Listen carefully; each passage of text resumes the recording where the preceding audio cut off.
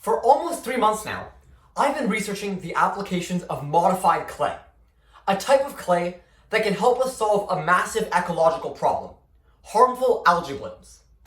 And today, I'm going to be making some modified clay myself.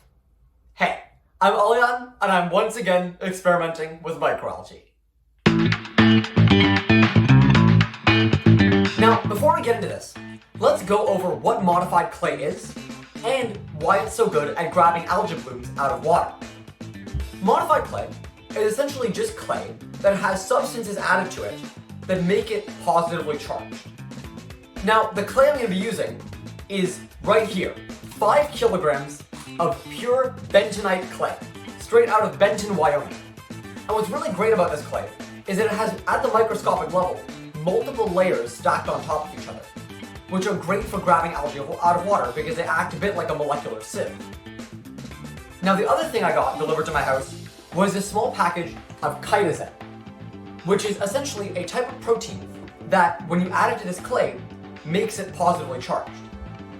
Now, the reason the positive charge is so important is because algae are negatively charged. So the positively charged clay attracts the algae out of the water, kind of like a magnet. If you've ever seen two magnets, you know that opposites attract. Positive attract negative. And it's the same thing with modified clay and algae. So I'm going to be mixing together some of my clay and some of my chitosan to make that positively charged modified clay. But I wasn't sure what proportions I needed of clay and of chitosan to make the best modified clay possible. So I did some digging, and I found a paper that looked at using 100 milligrams of clay and added different amounts of chitosan. So 1 milligram of chitosan, 2 milligrams, 3 milligrams, and so on. And what they found was that overwhelmingly, the best proportion was to have 100 milligrams of clay and 2 milligrams of chitosan. Now, those measurements were in milligrams per liter. In other words, for 1 liter of water, you want 100 milligrams and 2 milligrams of chitosan. But I want to make a little bit more than that. So I'm going to be doing today 100 grams of clay and 2 grams of chitosan. Same proportions, but a much larger amount. So I'm going to start by weighing out in this little balls here.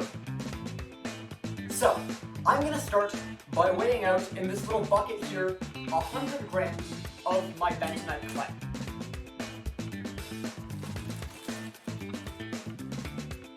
So here's about 100 grams of bentonite clay, and you can see it's just this light gray color. And now I need to weigh out just 2 grams from this packet of chitosan.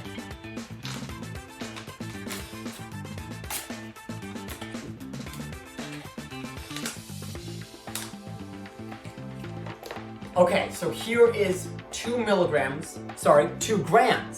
of chitosan, and you can see it's a bit more yellow, a bit lighter colored. And now I'm just going to mix these two together.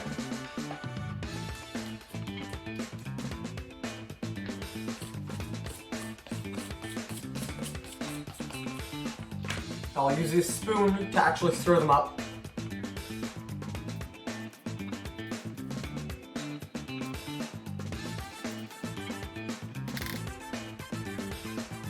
So there we go. Here's the modified clay. Now, I won't lie, it does look pretty much the same as the bentonite clay did before. But now, it should be becoming positively charged. And it will become even more positively charged when this is actually mixed into water, because that'll allow the clay to dissolve a bit and allow the chitosan and the clay to mix a bit better. But for now, I'm just going to put this lid on and save this clay for later.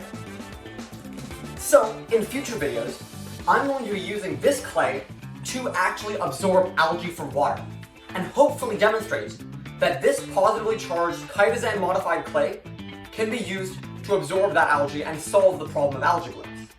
And then I can combine this with what I did in my last video when I made cement, and I can mix my chitosan modified clay with the algae inside into some cement powder and make cement. There have been some papers proving that this is possible, and I'm really excited to try it out here.